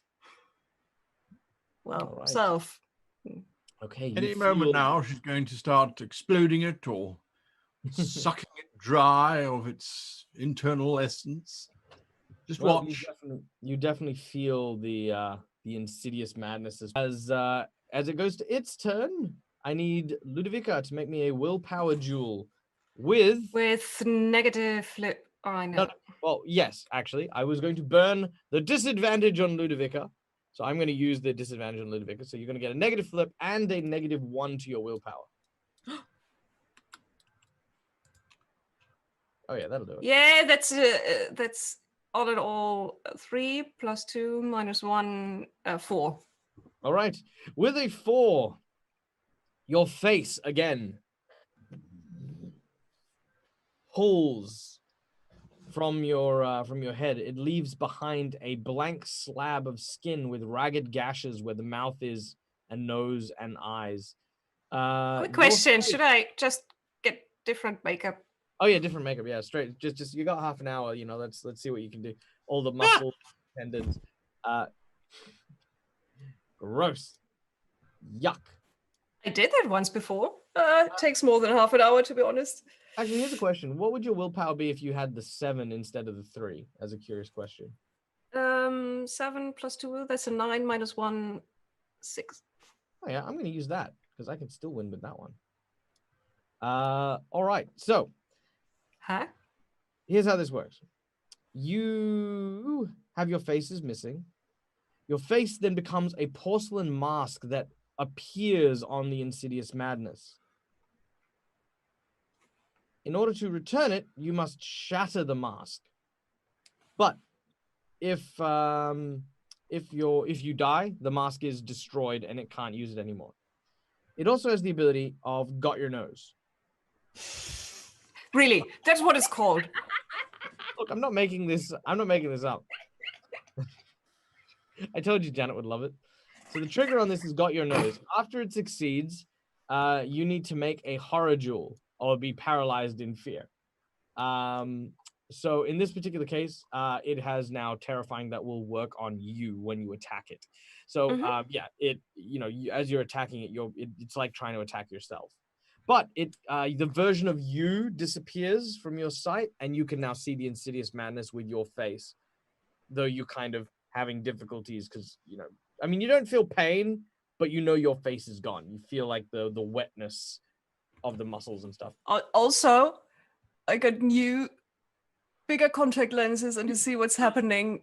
Or they're just keyed out. I'm a little bit disappointed it didn't happen before. And now they're like 1 millimeter bigger in diameter and yay, gray eyes.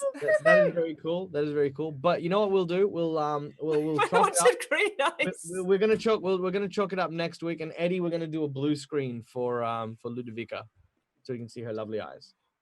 All right. Yes. So also, and I have been informed by Lady Hortensia that she indeed does have a power that all those who can hear her aria are immune to horror jewels. So, so technically it's hear my voice, and I've spoken this round. I don't know if that's enough to help Ludovica. Yeah, that'll be fine. That'll be fine. Yeah. Yeah. I hoped. You hoped? I hoped. Yep. It's then going to try and grab Billum. Oh, I love the look. I love seriously. So half the time, the only reason I attack Anthony is because I know he'll react, and he'll be like, "What? What did I do? I was minding my own business." No, you rammed yourself up the ass of at least 4 of my bad guys. Okay, that's why you're getting this. All right. That's why they're all now wearing diapers. Yes, all of them are wearing metal bum flaps. All right, 2 willpower jewels, if you would be so kind, as these jaws of gibbering mouths reach out and try to chomp on you. The first one is a 4. That will not do it, sir. You will need a 12 or higher to avoid it. Well, if that's the case, then I will cheat it with my my 13 there, which will make that a 15. That's the first one, though, right? Correct. Second one.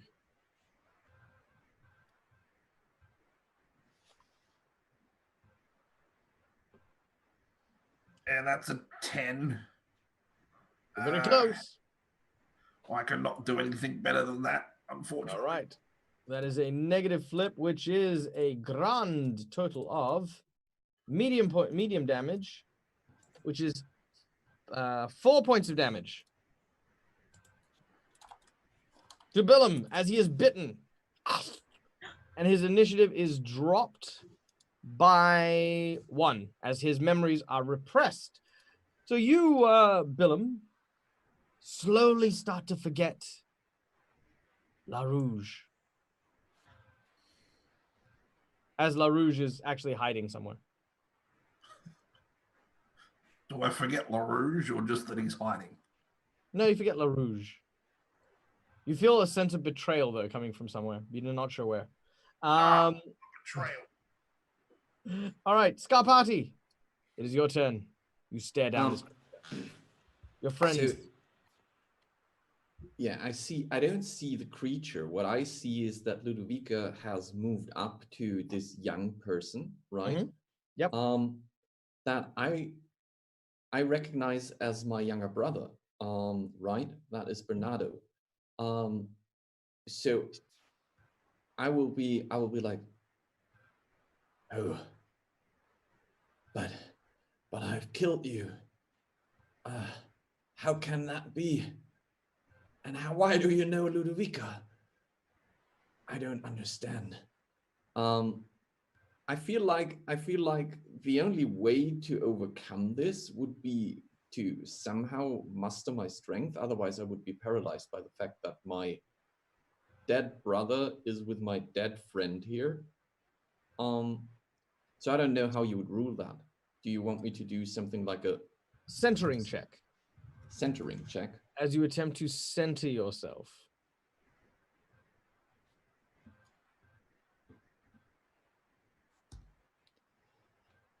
Come on, flip thingy. Oh Ooh. my goodness. I think I made a pun in the chat so bad that Edward disappeared. Oh, did he? Yes. Oh my god. Edward, no. He's now been Edward. This is what it looks like inside the creature. Oh, there he is. Hello. Yeah, so I fade that. I do believe that I'm incapable of doing anything in this round. I'm just you can cheat it if you wish to. well, or you can use one of your hero points. Yeah, well, you know what? I'm going to cheat that. I want to do something. I'm cheating it with a 12. Very well. All right. You see the visage of your younger brother. You know for a fact that you killed him in your past. As he looks at you, he says in a very spooky voice, I haven't forgiven you, brother. You are responsible, and you will come and join me. It's the only way to make amends. Leave this world behind. Take your gun. End it all. No, it was an accident. It was an accident. No, I will pick my gun, but I will, if I can, try to shoot at it. 100%. Absolutely. Make your attack. So I do get that because I made my centering check. I do get that this is kind of weird, probably a delirium playing with me. 100%. Do I see the mask, or is that something that only Ludovica sees?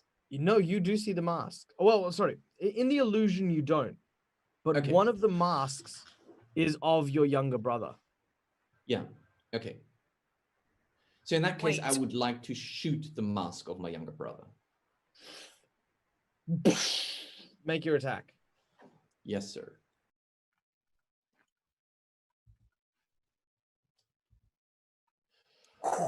Well, that's nice. That is a 17 to hit.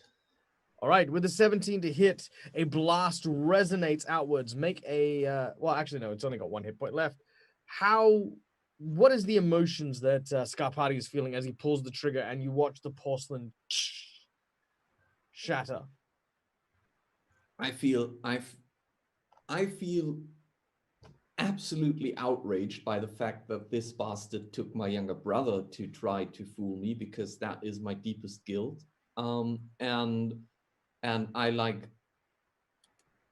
I'm full of hatred. I'm absolutely outraged. I'm just firing away at that thing, and I would assume that even while it has already, I don't know, dissolved, I would keep firing. All right. Several of these porcelain masks fall to the ground and begin to shatter, including the one of Ludovica. Ludovica, when it shatters, your face returns, growing almost back in place, as you watch Scarpati just empty bullet after bullet, round after round. Just literally, even when the clip is empty, he's pulling the trigger a few more times into the pile of now broken bits of porcelain that lie on the floor.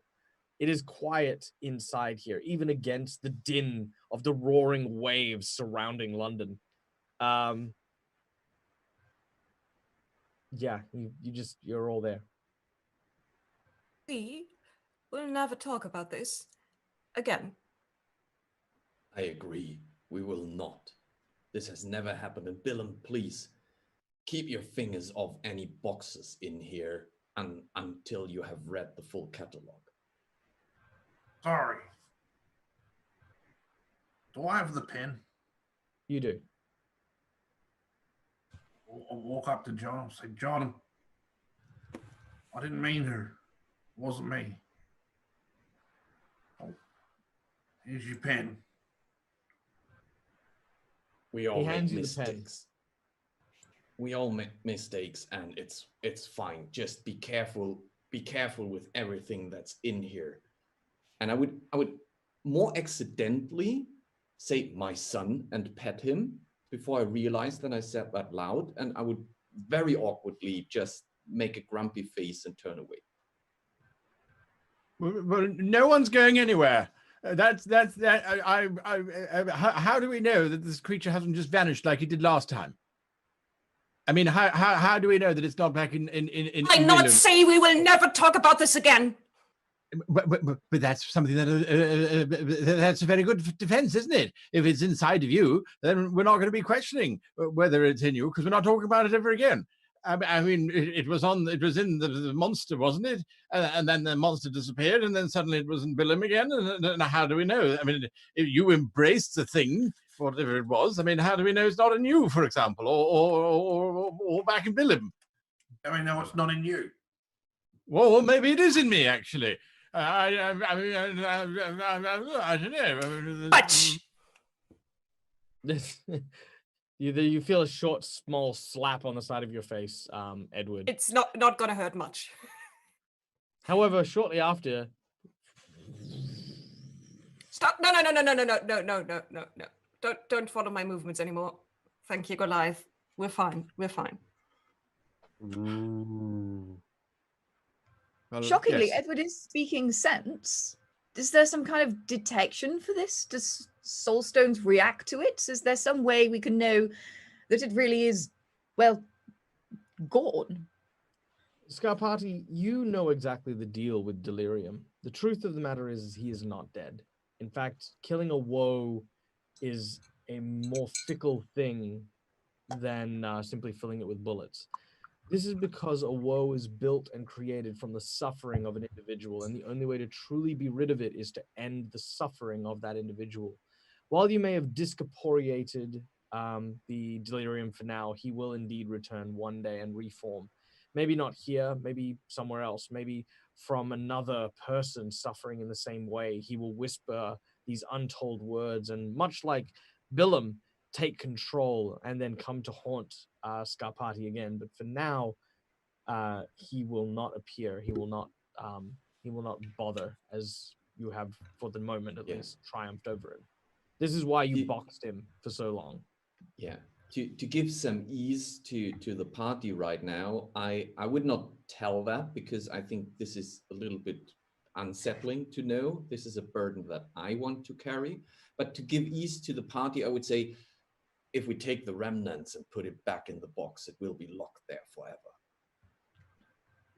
And I would start collecting whatever shards of masks are lying there and put them in the box, suggesting that if we put it in there, it can't get out anymore. All right, very well. You place the pieces in the box, and you seal it up once more.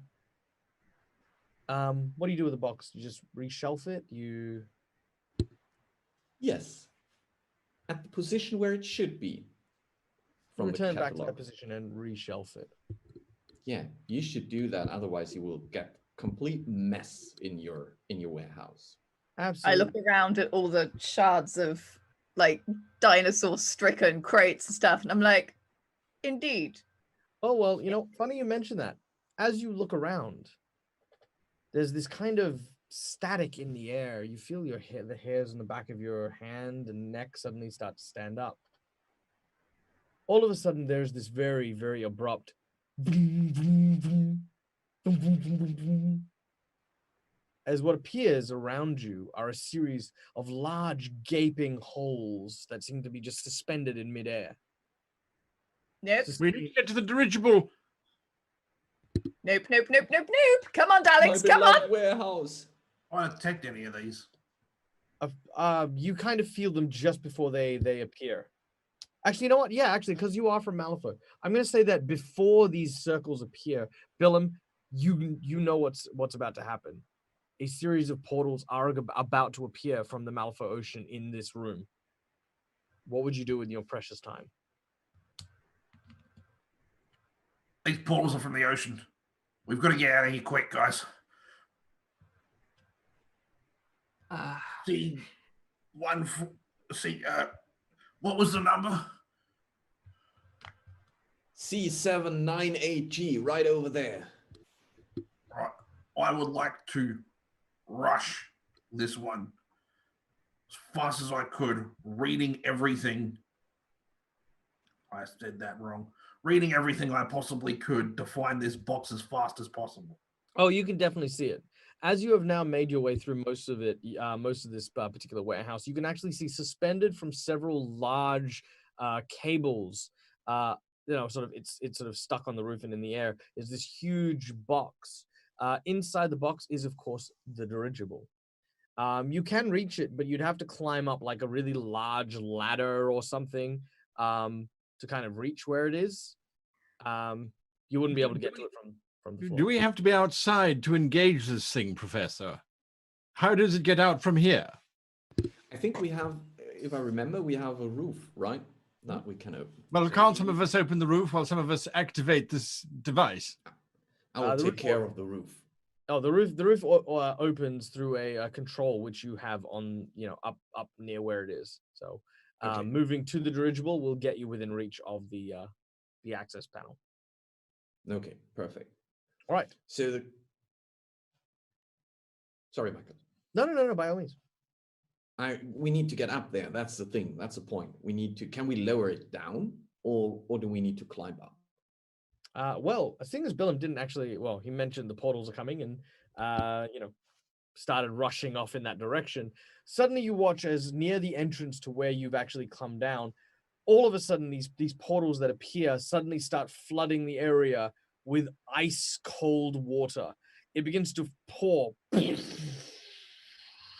creating this wave of water that careens towards you at an incredibly fast pace.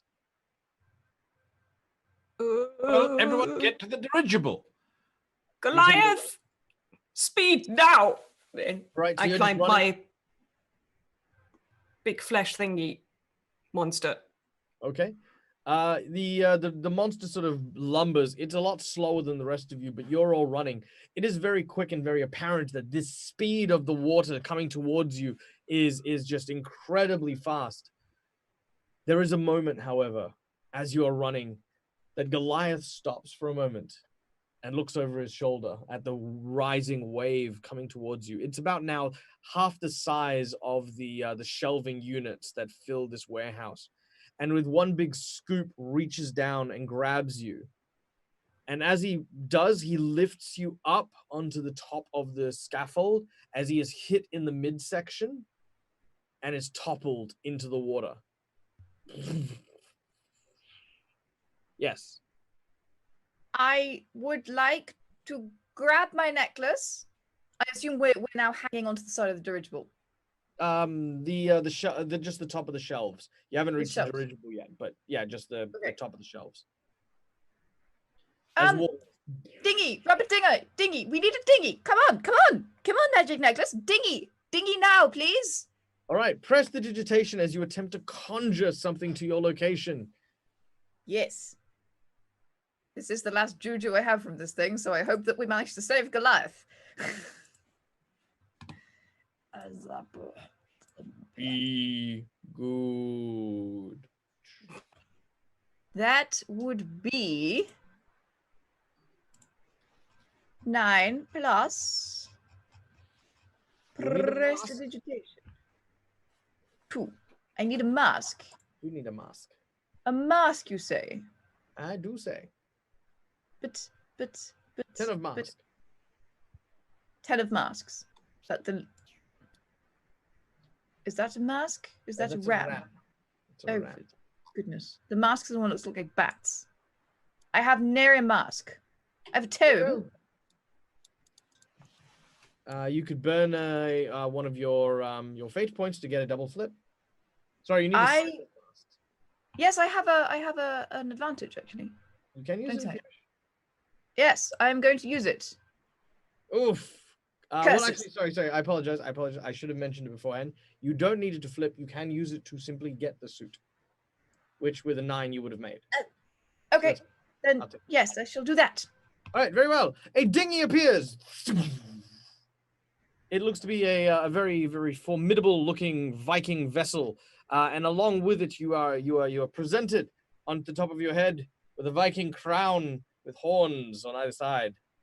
Oh yeah. Oh well. Opera Viking Vikings. Yes.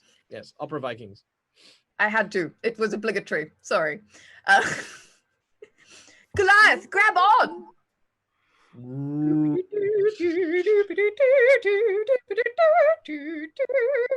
All right. He does seem to grab on. He's a bit too big to kind of climb in without sinking it, but he's kind of using it like, you know, the tail of the dragon at the end. He's just like got that. That's what I imagine. Yeah. I'm kind of imagining like a door from the Titanic kind of scene where he's hanging on, and Ludovica, you see that he's about to lose his grip. You'll hold on tight. We'll see each other later. As he sort of drifts down on this small dinghy. Now you guys are not very far from the dirigible. You can actually make it quite easily from the tops of the shelves here, and you follow Billum and Scarpati, who lead you to the dirigible. After a short sequence where you sort of pry open the fixed hinges to the doors of the crate, they fall into the water and sort of float away as the room is continuing to fill. And inside, what you see is a mechanical marvel. This incredibly large tank, I guess, that is suspended above the body of almost like a steamboat. You can actually see this whole vessel itself is almost suspended like a balloon just above the ground where the crate would otherwise be. Though it is not active, there is definitely the light of soul stones glowing inside of this machine that seems to power it and keep it aloft. While it is quiet and its systems are in an idle position, anyone who wishes to may attempt to bring it back to life with an engineering check. How does this thing work, Professor? I do remember that you need to flip some switches. Unfortunately, I'm not trained in engineering. I can't really remember. I can do my best to remember how it worked. If someone else is more trained in engineering, it might be helpful. I can barely turn on the electric light in my apartment. Well, I think it was that one. And I will start pressing buttons, doing my engineering check. All right, make your What does anyone else? Yeah. I do not, but I feel the need to press lots of buttons. All right, you press lots and lots and lots of buttons. So you can see that some of the little flaps and the flappers suddenly go down as you sort of like play around with just some various buttons. And is there a big red button? There is a big red button. I want to press the big red button. All right, as you press the big red button, the floor beneath you suddenly gives way, and the whole thing suddenly drops like a few feet and smashes into the crate platform. You're now swinging on this large suspended platform rather than flying. Willem, how about you help me search for the manual? That would be a wonderful thing to do right now.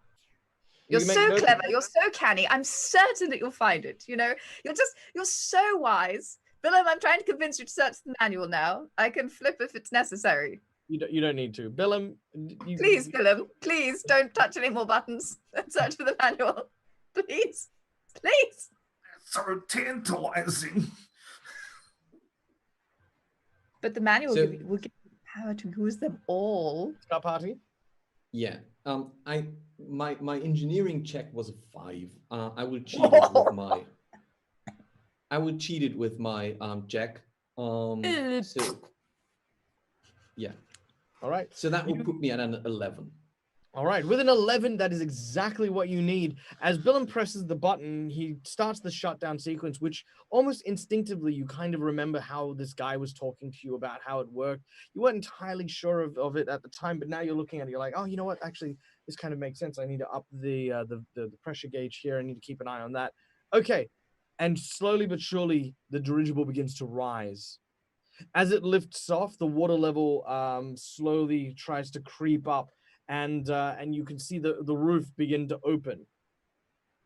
As it does so, you see the open air surrounding London, the fresh air blowing in, filling your noses with that salty, kind of briny smell as you make your way back out above the reaches of Primrose Hill. Looking out, you can see, of course, the Burning Man glowing, glinting in the sky. You can also see the chaos and carnage nearby. You still see in the distance Westminster Abbey and several other of the tallest structures still standing, but many of the buildings have been gutted from the inside. Below, the waters are swirling with these fin-like piscine creatures. Some of them jumping out of the water, shaking off their heads, looking around. You hear the sounds of screaming people in various buildings, also trying to run or avoid these creatures. In the air, swarms and flocks of these winged creatures, the ones that attacked Scapati before, seem to be flocking in and out as well as you slowly float the dirigible over the city. You take a few moments, take a few deep breaths. It is so late. You've been up for so long, and your bodies start to feel a level of fatigue, with the exception of Ludovica, who's fine. You kind of take a deep sigh, because this is the first time you've really had a chance to kind of sit and not worry about imminent death. Scapati, where are you piloting the dirigible right now? Right up, right directly towards the Burning Man. All right. You turn the wheel in the direction towards the Burning Man and start to make your way closer.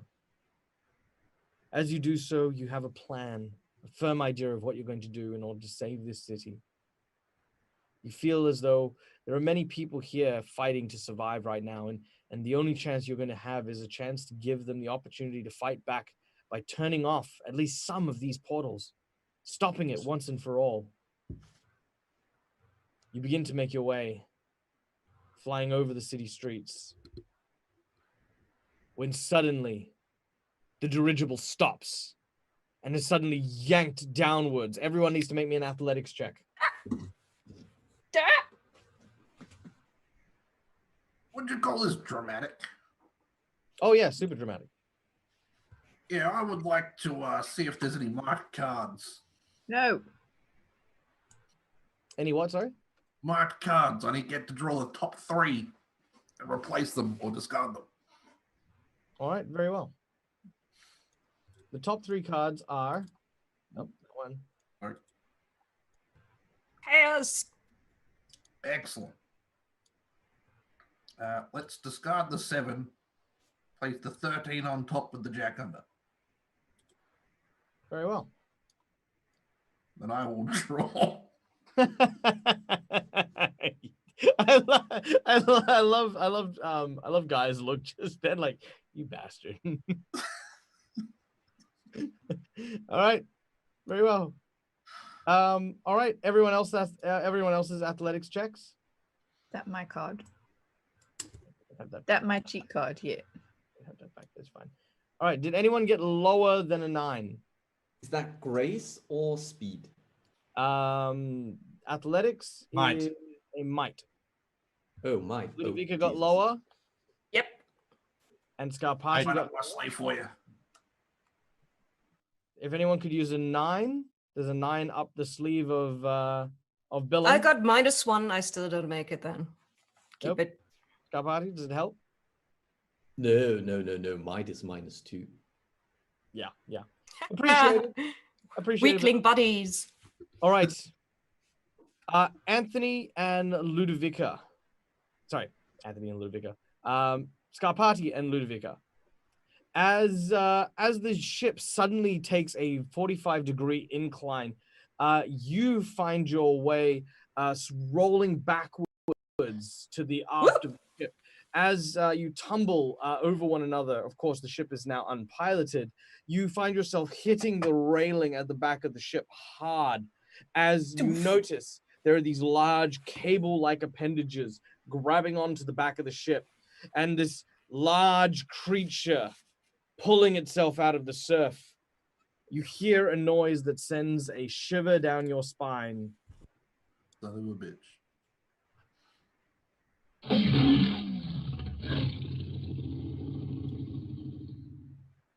As the Malosaurus Rex grabs on to the rear of the ship and begins to pull it out of the air. And that, ladies and gentlemen, is where we're going to leave today's session as our heroes are attempting to escape from the jaws of death yet again. Thank you so much to everyone. This was an absolutely fantastic game. As always, guys, we're going to go around and just find out where you can find all of these mischievous individuals out and about in the world.